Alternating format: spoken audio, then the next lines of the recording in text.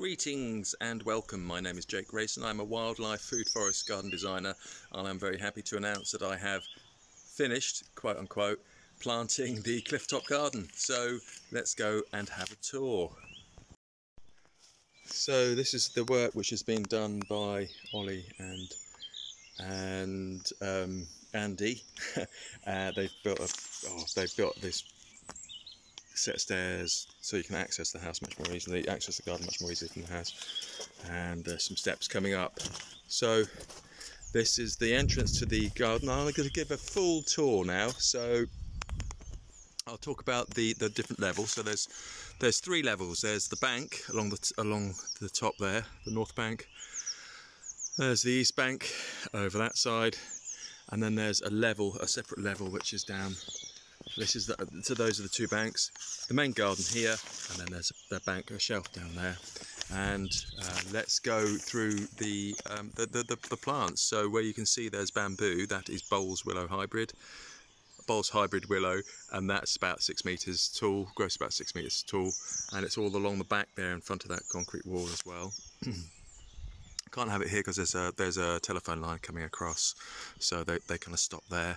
And there is also at the back there Saskatoon, where that little bit of bamboo is there. Saskatoon mandan, Amelanchier alnifolia, and there is also a witch hazel, Diane, Hamamelis cross intermedia Diane, which is just behind there as well. So those are those will be really kind of quite ornamental, and then you'll have big kind of green, big bank of green. And in front of the willow, so the willow is deciduous, so the willow will grow covering that mostly during the summer, spring, summer, autumn. But in the winter we've got wild privet planted directly in front, and that will grow to about 2-3 meters, and that's semi-evergreen. So I think in this spot it will actually be evergreen as well. So that's the top layer. There will be different steps going up, so a few. So from access points there will be some steps going up here, and a seating area here which catches the morning sun, from the east being that direction. So this seat will catch the morning sun, and then possibly some steps. There's going to be a pergola there, and possibly some steps going up there, and there's some steps up there, and then steps down to the shelf down there. So that's an awful lot going on, and you can see the wiggly path we've got here. So the main structural elements in here, there is an evergreen hedge, which is a myrtle, Tarantina myrtle, Myrtus communis Tarentum myrtle, yep, which is growing there. So that would grow to about 1.5 meters, and will protect the garden from the view from the house, and vice versa. And let's go through the planting. Okay, so here we've got Harlem, Oriental Poppy Harlem, on both sides, and these will be like the entrance. They'll have some real flash of colour, deep plum as you come in. And then Yarrow, a small bed of Yarrow here with creamy white flowers, native plant, very good. Yeah, just lovely plant as well. And then a couple of muskmallow there, and one muskmallow there. They will kind of fill up that space quite a lot. That is a evergreen winter flowering honeysuckle down here, and then we've got two plants here. These are the cannabis hemp agrimony, so they'll get big. I might have to move some of this muskmallow, but I wanted to get it in anyway, so that'll fill the bed up. And yeah, and then there's a geranium. Can't actually remember what type of geranium that is, but it's there, so that's good. On this side we have Jacob's Ladder, Pelarmenium, I can't remember, as well as the muskmallow here. There's Jacob's Ladder, and the Jacob's Ladder kind of surrounds the rose. The rose is Harlow Carr, shrub rose, bright pink, kind of neat pink, you know, a good pink. Tight pink flowers coming here, and then a bit further on, we have some Sweet Cicely growing up here. That provides some shade for the sweet woodruff, which is on both sides. You can see the sweet woodruff over there and there, and the Sweet Cicely growing up quite tall, competing with the hemp agrimony, possibly too close together. Oh, well, we'll see how everything gets on first of all before worrying about things like that. Knapweed here, and also along there as well, and Jacob's Ladder there. I think that's going to be a bit spare over here, but we'll see how things grow. I think there's no rush. Now, I really wanted to get hold of Greek sage, which I couldn't get hold of, so that is just a pot of primrose there for the while, knapweed here, and then possibly a Sweet Cicely there, and then hedge woundwort, so you can get a bit of shade. Hedge woundwort down here, and then the fennel. Now fennel, there's 3 of them, and these, rather like the poppies, provides kind of shielding and part of an entrance. So there's three fennel, bronze fennel, 1, 2, 3, and they will grow to about 2 meters and very feathery soft foliage, and they'll provide cover for the pergola from the house until this hedge grows up. One of the plants had a bit of an accident, so that's the idea for the bronze fennel, and I kind of took quite a long time sorting them out. Oh, another Sweet Cicely here as well, I think, just to provide some continuity across this patch here, and there's a couple of Sweet Cicely at the back. And hedge woundwort, because it needs a bit of shade, as does the sweet woodruff. Hedge woundwort, a little patch down here, and then a bog myrtle. It seems to be doing well. I think the ground is much wetter than I thought it would be, which is good in some respects. And then again, we've got a threesome of entrance poppies. So the oriental poppy is providing an entrance here up to that path going up to the seating area by the stump, and also round to the pergola. This is the Daphne Eternal. And then along the back there is a lot of ground ivy, Glaucoma heteracea planted, meadow sweet, Sweet Cicely, bit of hedge woundwort, and then some meadow sweet at the back there as well, behind the Aronia brilliant, which will grow to about 2 meters high and wide.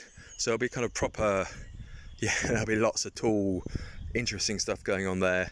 Bit of Sweet Cicely at the front, and then round here we come round, so we've got the blueberry, pair of blueberry for pollination, a Tuscan blue rosemary, and a bronze fennel, and then it starts to get a bit more kind of Mediterranean feel to it.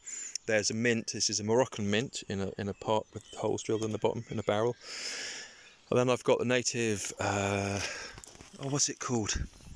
Native Maiden Pinks here, and then a dwarf oregano. I think it's Nana or something.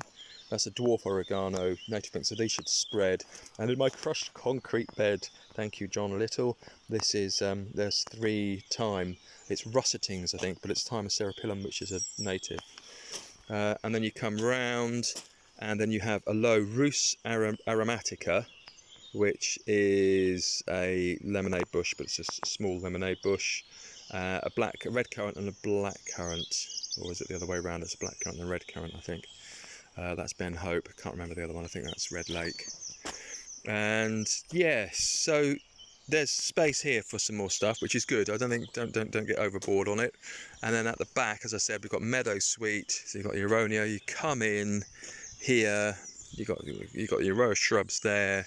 And this is a pergola. This will be a pergola in a few weeks' time, a couple of weeks' time. David Hunter is going to put it together. And then at the back there's meadow sweet, and there's a rose, Gertrude Jekyll, which is climbing rose, that'll go over the pergola. So obviously I'm going to wait for the pergola to be put into place before planting that. Fantastic, so that's all kind of very good. Lots of wild strawberry going on. And this is the Tapestry Lawn. Oh, and then we've got some lavender, some English lavender. Can't remember what they are. They're not named cultivars, and that's Munstead. I think there's 3 down there. So that's a kind of little row of lavender, and then there's a robin, and then down here we have the Tapestry Lawn. So let's get cracking with the Tapestry Lawn. This is natives. This is Lionel Smith's book. It's all natives, and yes, it's going to be kind of interesting to see how it gets on, which species do well and which species need a bit of a helping hand. So at the back we've got silverweed, potentilla and serena. We have chamomile, can't remember. Yeah, I can't remember. That's at the entrance really of the tapestry lawn, because you have to come in to the pergola before you go out to the tapestry lawn, and then there's a little sneaky way out that way to the path down there, down to the shelf. So here you have chamomile, and then there is common harebell, which is, oh, I can't remember. I do know it. Fox and cubs.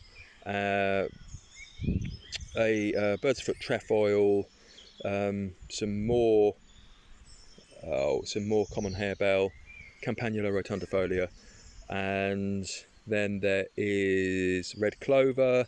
This is Self-Hill, here doing very well indeed. Vulgaris, well, I can't remember the name of it, the botanical name, but yep, Self-Hill doing very well. Red clover, keep an eye on that, it might take over. Ground ivy, bit sunny for it, but we'll try it anyway. Lesser stitchwort, daisies, more Self-Hill, Prunella vulgaris, and coming back down here, Germander speedwell, more yarrow, and more Self-Hill and yarrow.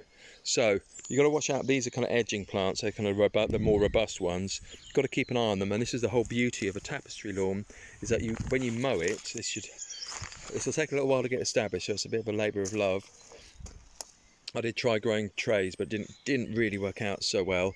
When you mow it, it puts all the species into kind of balance. So you've got the fast growing stuff like the yarrow and the Self-Hill, and then they're knocked back, so that the lower growing stuff has a chance to compete. So it kind of quite literally evens the playing field. Oh, these two mints, did I mention the mints? This is from Simon Paul over in Mintopia. This is Japanese mint, and that one's a Moroccan mint. Yeah, I did mention them. Anyway, they're the best, apparently the best mints for making tea.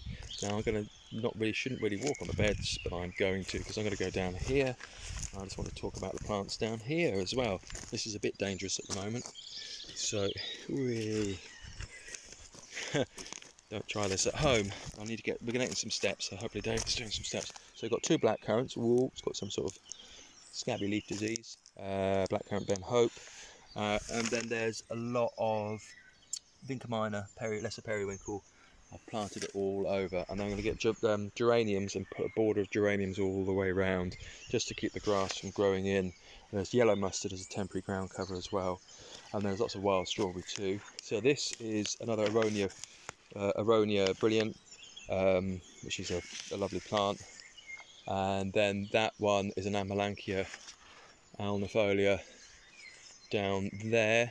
Red campion, couple of common valerian, Valeriana officinalis, which I put in there. I'm sure I put 3 in, but there we go. So they're doing very well. And a foxglove, I think it's a foxglove. I just dug it up because I was doing some gardening. I hope it's a foxglove. Isn't that very foxglovey? We'll have a see. It could be a F1. Red campion or foxglove, and I put some hedge woundwork cuttings over there. Red campion, foxgloves. I've planted some more foxgloves in as well. It's a good idea if you've got lesser periwinkles to put in some foxgloves, as it provides a provides a temporary ground cover for the lesser periwinkle, as well as the yellow, the white mustard, which it's all that green small seeded stuff. So there we go. That, everybody, is the Clifftop Garden. Well, actually, I'll just come up the top. I've got one more. There's actually one of the best spots. I might put some steps in here as well. Well, I won't be, but David might be. I'll put some more steps here. And this is a strawberry tree, Arbutus unido, and there's willow. The Bowles willow goes all the way up here, and there's a Viburnum opulus and a cherry stella down there. And there we go. So that's all the garden. Kind of planted, and now it needs looking after and things filling in and all the rest of it. So yeah, very happy with it.